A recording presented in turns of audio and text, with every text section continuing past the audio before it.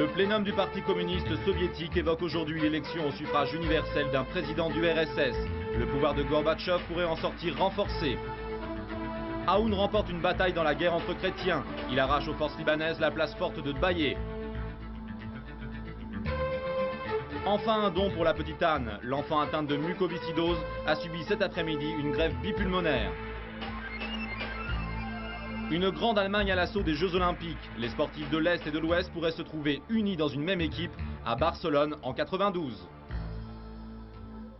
C'est donc une véritable révolution politique qui s'effectue presque en douceur depuis 48 heures à Moscou. Multipartisme bien sûr, mais aussi élection du président de l'URSS au suffrage universel. C'est plus de 70 ans d'une histoire réglée à la lettre qui pourrait être balayée aujourd'hui par le plénum du comité central du Parti communiste. Un plénum si important qu'il a été prolongé. Les débats ont été très vifs aujourd'hui et chose surprenante, certains opposants à la perestroïka se sont même rangés aux côtés de Mikhaïl Gorbatchev. De Moscou, Gilles Dujonchet. Mikhaïl Gorbatchev avait frappé fort hier, en affirmant qu'un jour en URSS, il y aura d'autres partis que le Parti communiste soviétique.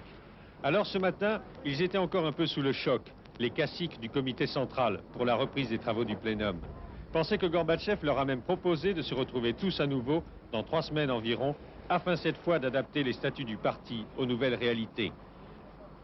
Les critiques des conservateurs n'avaient pourtant pas manqué. Un premier secrétaire de la région de Moscou, un autre de la ville de Kiev, et puis d'autres, vociférant, on n'a pas donné un mandat à Gorbatchev pour en arriver là.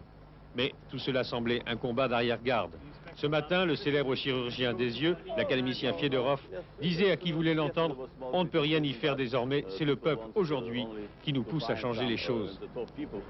Et de fait, on a appris lors de la pause du déjeuner que tous les intervenants de la matinée se serait prononcé pour l'abolition de l'article 6 de la Constitution sur le rôle dirigeant du parti.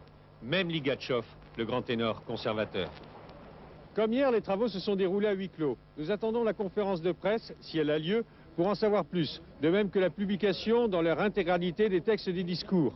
Mais si Ligatchev, ainsi qu'on le rapporte, a réellement pris ses distances, lui aussi, par rapport à ce qui était jusqu'ici la pierre angulaire du régime soviétique, c'est-à-dire le parti unique, eh bien, ce serait une grande victoire pour Mikhaïl Gorbatchev.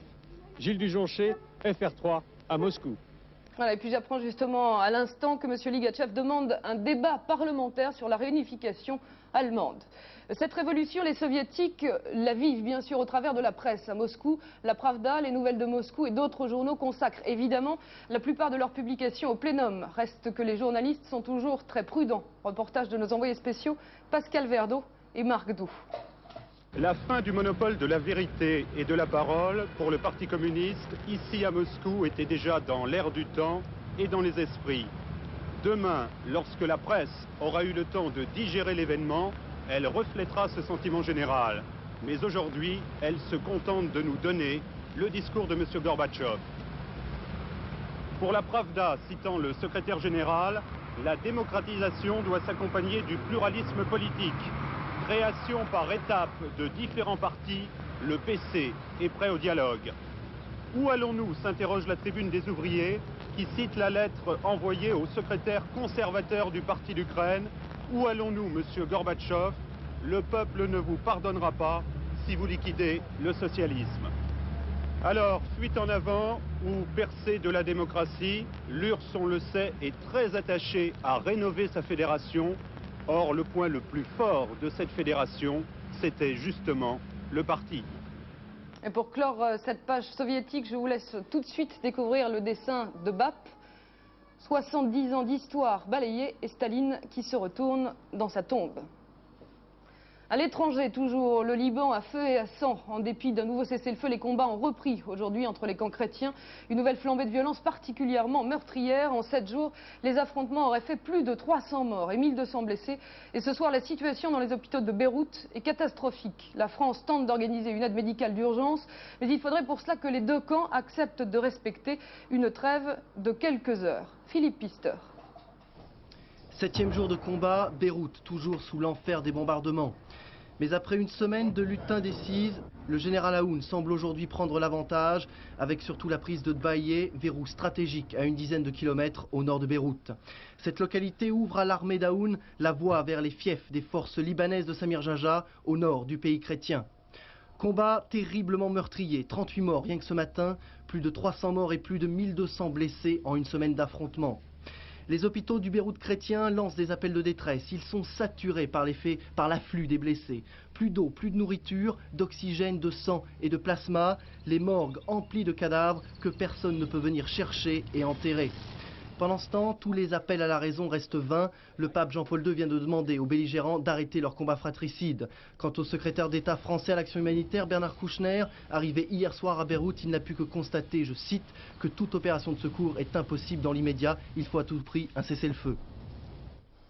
À l'étranger, toujours, le sport prend parfois de vitesse la politique ou l'économie. C'est le cas aujourd'hui avec une proposition qui pourrait bien prendre forme dans peu de temps. Pour les Jeux Olympiques d'Albertville et de Barcelone en 92, les deux Allemagnes vont en effet peut-être concourir sous la même bannière. Il faut dire que la réunification sportive est tentante. Les Allemands deviendraient en effet les plus médaillés au monde. Jean-Philippe Guillen. Un peuple, deux pays, mais une seule formation olympique. Selon Willy Däume, président du comité olympique de RFA, cette unique équipe allemande serait un aboutissement incontournable. À Berlin-Est, on estime pourtant qu'un comité commun ne pourra voir le jour qu'après une union politique. Tout le pays ne parle que de réunification, mais naturellement, ça ne peut pas se faire en un jour. C'est un lent procédé de rapprochement progressif. Il faudra attendre pour savoir jusqu'où ça ira. À Séoul, le total des médailles décrochées par les deux Allemagnes s'élève à 142, dont 48 d'or. Une sélection allemande ferait donc figure de grandissime favori. Pourtant, les changements politiques en RDA vont sûrement bouleverser l'organisation du sport. Fini l'époque des athlètes érigés en symbole du système Honecker et condamnés à réussir pour enfin quitter le pays. Avec cette nouvelle situation politique, nos sportifs peuvent toujours s'entraîner comme avant. Mais ils ont maintenant de plus grandes facilités pour partir à l'étranger et voyager quand ils le veulent, sans être obligatoirement dépendants d'une organisation sportive ou d'une manifestation quelconque. Les négociations entre les deux pays débuteront en avril prochain. Mais déjà, certains athlètes de RFA ne se font plus guère d'illusions quant à leur participation aux JO de Barcelone. Les places seront très chères. Retour en France. Souvenez-vous, le 25 janvier dernier, la petite Maude mourait à l'hôpital de la Timone à Marseille, atteinte de la mucoviscidose. Elle attendait une greffe bipulmonaire. Il y a 4 jours, on apprenait que sa petite sœur Anne souffrait de la même maladie et qu'elle était elle aussi en danger de mort. Pour survivre, la fillette de 6 ans devait donc recevoir dans un délai très rapide une greffe. L'opération a eu lieu cet après-midi et tout s'est apparemment bien passé. Vous l'imaginez, c'est ce soir la fin d'un cauchemar pour la famille de la petite Anne. On écoute tout de suite la réaction de son père. Vous allez le voir, il est très ému. La mémoire de ma petite Maude et puis pour l'espoir que suscite la greffe de Anne, j'invite tous les parents qui sont concernés par le problème des greffes à prendre contact avec moi. Je voudrais d'ailleurs créer une fondation Maude. Voilà, on retrouve tout de suite en duplex de Marseille le chirurgien qui a effectué cette transplantation.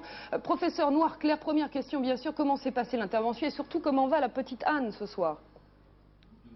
Oui, bonsoir. Bonsoir. Anne va le mieux possible. L'intervention s'est terminée avant 5 heures. Elle a des poumons tout neufs d'un donneur de 12 ans. Elle a toutes les chances maintenant, en dehors de la période périopératoire, de vivre un jour comme les autres enfants greffés.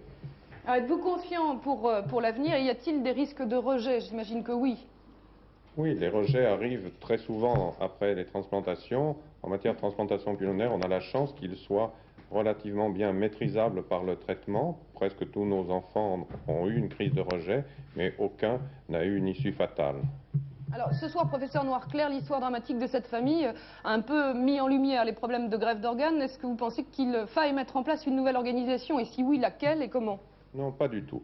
Ce soir, c'est effectivement un jour de joie pour les parents, pour d'abord notre groupe aussi, qui depuis le docteur Chazalette à l'hôpital René Sabran, le professeur Camboulive, et puis 40 personnes, mon ami Dominique Métra et moi-même, avons, oui, sans doute travaillé beaucoup.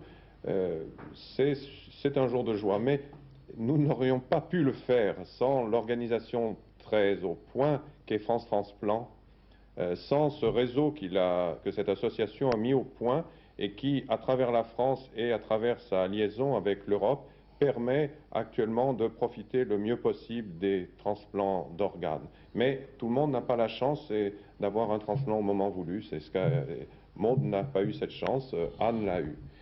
Et puis peut-être aussi encore une chose, dans cette affection de la mucoviscidose, un jour aussi pour l'Association française de la lutte contre la mucoviscidose qui nous a beaucoup aidés. Et puis peut-être aussi un message d'espoir pour tous ces enfants qui attendent dans notre groupe, mais aussi dans d'autres groupes. Plusieurs équipes en France se sont mis à faire des transplantations cœur-poumon ou bipulmonaires ou pulmonaires.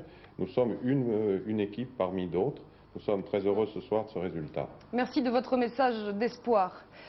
Techniciens, experts ou architectes, ils sont plusieurs dizaines à s'être penchés pendant 2 mois sur la situation préoccupante de la région Île-de-France. Ce matin, c'est un véritable état des lieux qui a été remis à Michel Rocard sous la forme d'un livre blanc qui propose des solutions qui seront étudiées et sélectionnées par le Premier ministre. Michel Rocard qui n'entend pas pour autant prendre de décisions hâtives et qui souhaite un large débat sur l'aménagement de l'Île-de-France. On l'écoute. Quelle suite allons-nous donner au livre blanc ? Sur un sujet de société aussi considérable, aucune décision ne doit être prise avant qu'un grand débat n'ait eu lieu sur l'aménagement de l'Île-de-France. J'y tiens beaucoup. Il convient que les élus, mais aussi les instances socio-professionnelles, les associations, les syndicats, les experts, urbanistes et architectes, bref, le plus grand nombre possible d'acteurs de la vie urbaine puissent nous aider dans la conception de ce grand projet. Voilà donc ce livre blanc, j'espère que vous allez le voir tout de suite. Embouteillage, problème de logement, déséquilibres économiques et sociaux.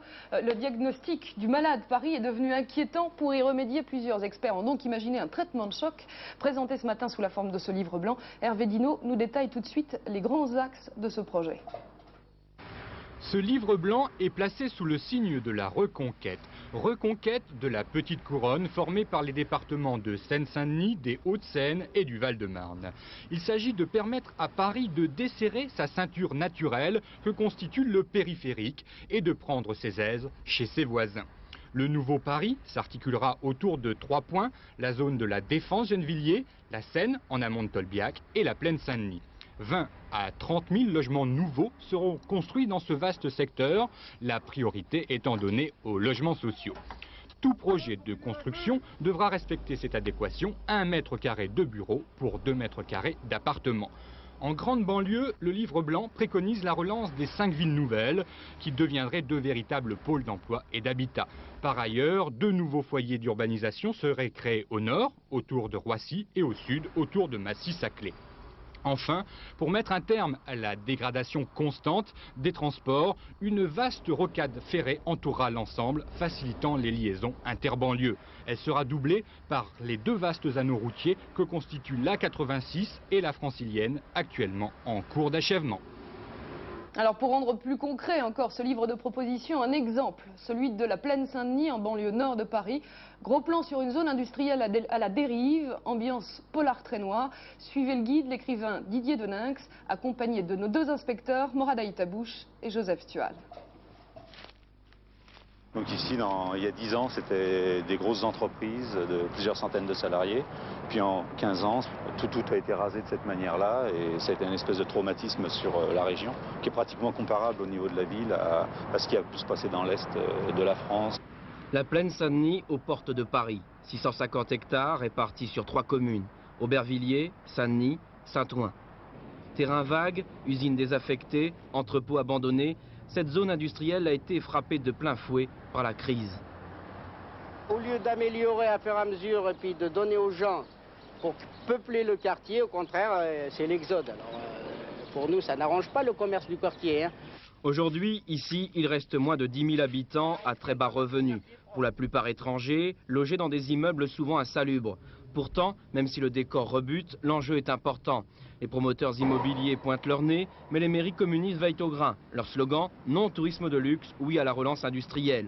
Dans ce décor kafkaïen, au milieu des détritus, il y a malgré tout une place pour le rêve. On peut rêver à ça, à une vraie ville qui soit faite juste en bordure de Paris, où tous les aspects de la vie soient rassemblés et où les gens ne perdent pas leur temps dans la bagnole 3 heures par jour pour se rendre au boulot et ne passent pas leur samedi dans des magasins, que tout soit là. Mais là, à l'horizon, se profile une bataille politique. État, région, commune, personne n'est d'accord sur l'avenir de la plaine. Seule certitude, il n'y a pas de place pour les 12 illusions. 20 ans de prison, c'est la peine requise aujourd'hui contre Fouad Ali Saleh par le tribunal correctionnel de Paris. Organisateur du réseau chiite pro-iranien, responsable des attentats de 85 et 86, il est jugé aujourd'hui pour association de malfaiteurs, un réquisitoire particulièrement sévère et des peines maximum demandées à l'encontre de Fouad Ali Saleh et de ses 9 complices. Compte rendu d'audience, Clément Weirenal. 20 ans, le maximum prévu par la loi pour Fouad Ali Saleh. 10 ans, le maximum prévu par la loi pour les autres membres du réseau. C'est ce qu'a demandé le procureur Jacques Fourvel dans son réquisitoire. Dans ce type d'affaires, a précisé le procureur, il ne peut y avoir de circonstances atténuantes ni de sursis. Soit l'on relaxe, soit l'on inflige le maximum. Le procureur a néanmoins consenti une exception à cette règle en requérant des peines de 8 ans pour 3 des prévenus ayant accepté de coopérer avec la police. Enfin, pour Abdelhamid Badawi, cet étudiant marocain qui avait joué un rôle déterminant dans le démantèlement du réseau, le procureur a suggéré que le statut de repenti prévu par la loi et qui permet de diminuer les peines de moitié, que ce statut soit accordé à Abdelhamid Badawi. Il ne s'agit pas de morale en la matière, mais de pratique, a précisé le procureur. Des explosifs destinés à la France ont été saisis récemment en Espagne et à Chypre. Le Hezbollah sonne encore à nos portes. Il faut que la loi sur les repentis puisse s'appliquer afin de susciter des vocations et que d'autres réseaux soient découverts avant qu'ils puissent commettre des attentats. Le jugement du tribunal correctionnel sera rendu dans quelques semaines. Après les plaidoiries, ce jugement ne concerne bien sûr que l'inculpation pour association de malfaiteurs. Fouad Ali Saleh et 3 de ses complices passeront en cour d'assises dans quelques mois. Ils devront cette fois répondre des attentats qui ont eu lieu à Paris et qui avaient fait plusieurs morts. Voici tout de suite les autres faits marquants de l'actualité en France. Nathalie Darrigan. Michel Rocard accorde un sursis aux caprices de la Loire. Le Premier ministre vient de différer pour quelques mois le projet de construction de 4 barrages sur le fleuve et ses affluents. À Orléans, cette décision ravit les écologistes. Depuis 8 ans, les Verts se battent pour ne pas voir un jour la Loire ressembler à la Seine. À Montpellier, démantèlement d'un réseau de trafic de cannabis entre l'Espagne et la France. 500 kilos de résine par mois, passé les Pyrénées depuis 4 ans. Au total, 6 personnes ont été interpellées. Il a fallu aux policiers plus de 2 ans d'enquête. Les contrôleurs aériens de Nantes ont entamé ce matin une grève de 3 jours. Leurs revendications portent sur les effectifs et les tableaux de service. Seulement 30% du trafic de l'aéroport Atlantique a pu être assuré aujourd'hui. Nouvelle tentative d'évasion à la prison Saint-Paul à Lyon. Le fuyard est tombé en essayant de s'échapper à l'aide d'une corde de 40 mètres de long. Dans sa cellule, les gardiens ont trouvé 2 scies, du matériel d'alpinisme et un appareil radio permettant de surveiller les communications de la police. Médecins sans frontières, la Croix-Rouge ou la Ligue nationale contre le cancer, vous avez sûrement au moins une fois dans votre vie donné un peu d'argent pour une organisation caritative. Une question reste pourtant souvent sans réponse. À quoi exactement servent ces dons? Sont-ils correctement utilisés? Face aux scandales et aux escroqueries, une vingtaine de grands organismes ont décidé de réagir et de créer un comité des sages. Il s'est réuni pour la première fois il y a quelques jours. Reportage Anne Gour. Paradoxe, côté association caritative, les appels à la générosité se multiplient, alors que côté public, on se méfie de plus en plus de ceux qui empochent les chèques en faisant vibrer la corde sensible. Et pour cause, le fantôme de l'escroquerie fait souvent fuir le donateur potentiel. J'ai là une montre qui ne dit pas si effectivement le seul bénéficiaire de l'achat ne va pas être le fabricant de la montre. J'ai ici un encadré paru dans la presse. L'œuvre généreuse, c'est qui? Le bénéfice, c'est combien? Le reversement, de quelle façon? L'an dernier, 1% des interventions du BVP étaient dirigées contre des mouvements humanitaires soupçonnés de ne pas respecter les règles. Des règles faciles à transgresser, faute d'être parfaitement claires et précises. Cette lacune, 18 associations et fondations caritatives ont décidé de la combler en établissant une charte de déontologie. C'est pour prémunir les grandes associations contre ces accidents dus à l'extérieur et en même temps pour donner au public la certitude que leur argent est bien employé quand elles s'adressent à de grandes organisations sérieuses. Transparence financière, un critère omniprésent dans la charte de déontologie. De Médecins sans frontières à l'UNICEF en passant par le Secours catholique, les 18 organisations fondatrices ont confié leur comptabilité à un expert indépendant. Cette transparence s'applique par ailleurs aux méthodes de collecte d'argent. Un coup dur pour les pseudo-organismes humanitaires, incapables de conjuguer glasnost et charité business. Théâtre, c'est ce soir au Marigny que Jean-Paul Belmondo chaussera, si l'on peut dire, le nez impressionnant de Cyrano de Bergerac. Dominique Poncet a rêvé sans avoir pu humer l'air de la première. Il aura beau se croire à l'abri derrière son immense appendice, on l'attendra au tournant ce soir, Bébel, comme on a attendu au tournant tous ceux qui ont eu le toupet de vouloir chausser le nez de notre héros préféré. Car depuis près de 100 ans, on l'aime, notre Cyrano, on l'aime pour sa laideur qui le transfigure, et ses amours impossibles et ses actes de bravoure. Et il ne s'agirait pas qu'il rate une seule de ses tirades. 1400 vers plus forts que Ruy Blas, qui n'en compte que 1200. Un rôle colossal, écrit sur mesure pour un acteur gargantuesque, Constant Coquelin, un rôle que depuis sa création en 1897, 40 prodigieux acteurs ont interprété. Bébel sera-t-il plus fringant que Sorano? C'est la mer rouge quand il saigne. Plus sémillant que Pia? Oh non, c'est un peu court, jeune homme. Plus tendre que Toja? Pour boire, faites-vous fabriquer un Anna? Plus insolent que Destoupes? C'est un roc, c'est un pic, c'est un cap. Que dis-je, c'est un cap? C'est une péninsule. Plus désespéré que Weber? Ce qu'à peu près, mon cher, vous m'auriez dit, si vous avez un peu de lettres et d'esprit. Bébel saura-t-il être tous ses nés à la fois?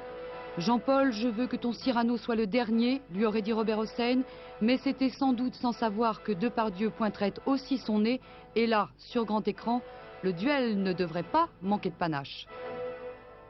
Voilà, ce journal est maintenant terminé. Sachez qu'à l'appel de 6 syndicats de journalistes, un mouvement de grève touchera demain l'information sur FR3. Les revendications salariales sont à l'origine de ce mouvement.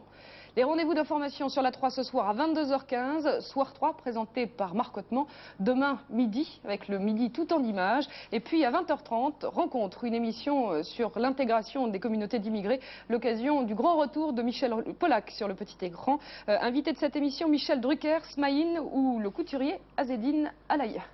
Voilà pour cette édition. Vous retrouvez bien sûr demain à 19h, Paul Amar. Bonsoir.